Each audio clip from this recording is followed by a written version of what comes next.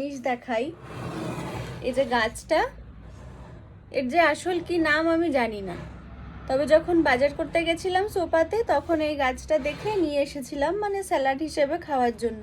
অনেকে নুডলসের মধ্যে দিয়েও খায়। তো এনে বাড়িতে রীতিমতো খেয়েছি।